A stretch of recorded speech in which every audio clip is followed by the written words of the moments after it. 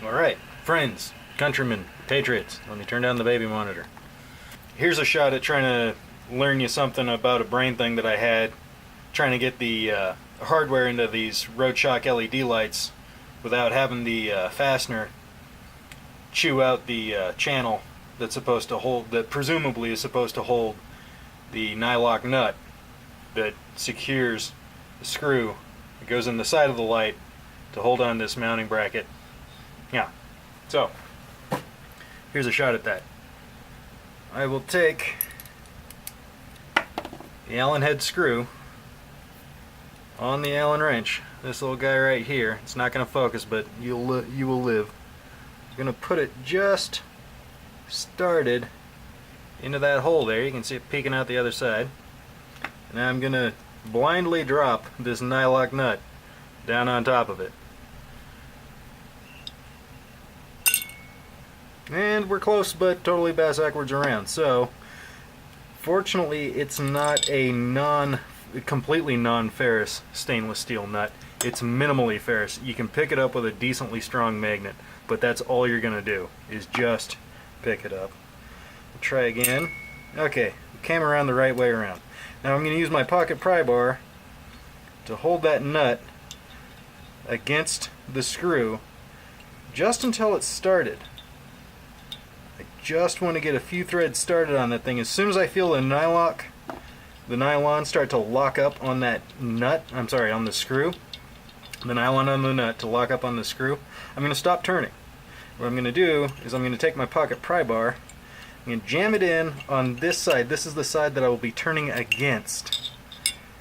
And this will distribute the force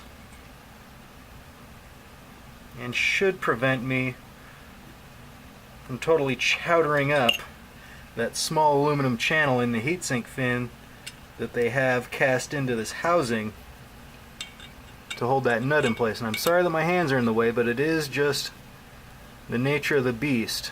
Something that might also be useful is try to maintain this nut close to, it doesn't have to be touching, but as long as it's in this channel, that's really the critical part. I would prefer if what sucks,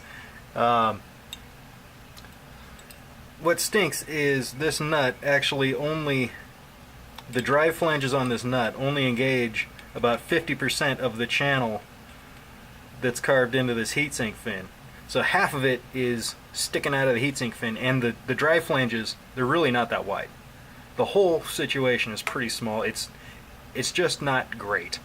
I think initially they were probably planning on not using a nylock nut, and then they realized to have any chance of stuff staying tight, they needed to use a self-locking fastener like a nylock nut.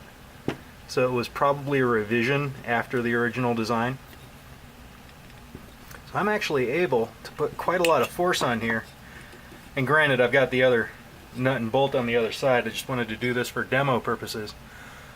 But hopefully you get a vague idea of what I was doing. I get the screw started, just peeking through. I drop the nut down on. Get the nut just beginning to thread onto the fastener. Just a couple of turns. Once I feel the nylock start to lock up, I jam my screwdriver in here pretty tightly, so it's acting as a force distributor. If you want to think of it that way. It's probably trying to over-explain things at this point. Stick a freaking pocket pry bar in the bastard and hog it down, and you should be good to go.